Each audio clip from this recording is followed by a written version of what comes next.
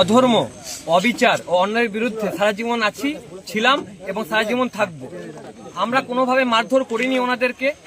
আপনারা ভাবুন তো, যে অন্যায়ভাবে যেভাবে অবেলা জীবদেরকে যেভাবে নিয়ে যাচ্ছিল, আমাদের বিরোধিতা করাটা কি ভুল? আপনারা সবাই দেখেছেন মিডিয়া দাদাদের, তাদেরকে আমি হাত জোর করে মিডিয়া দাদাদেরকে বলবো যে সত্যটা আপনারা দেখান সবাইকে।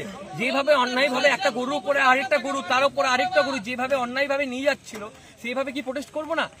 বছর পর বছর পুলিশ প্রশাসন এগুলো দেখেও কি কিছু করছে না, স্টেপ নিচ্ছে না? আপনারা ভাবুন, বিচার করুন। আমরা হিন্দুত্ববাদী সনাতনী হয়ে কোনো মতেই বরদাস্ত করব না। যদি আবার জেলে যেতে হয় আবার যাব, কিন্তু কোন রকম ভাবে কোনো গরু পার হতে দেবো না। হিন্দু হিন্দু হিন্দু হিন্দু হিন্দু হিন্দু জয় শ্রীরাম।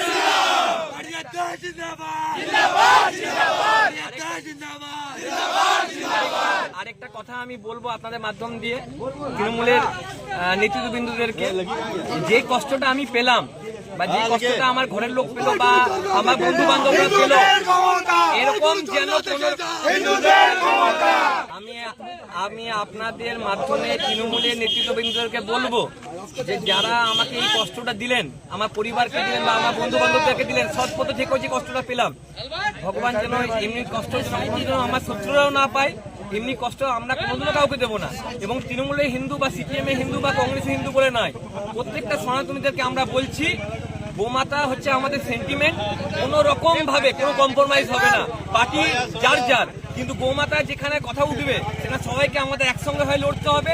এবং যেখানে অবিচার হবে, যেখানে অন্যায় হবে এবং যেখানে ধর্মের সংকট হবে, সেখানে আমরা সবাই মিলে একসঙ্গে প্রোটেস্ট করবো।